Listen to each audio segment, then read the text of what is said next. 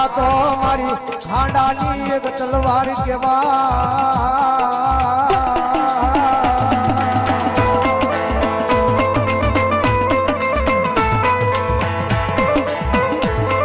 મારી ખાંડાની તલવાર છે ખાંડાની તલવાર છે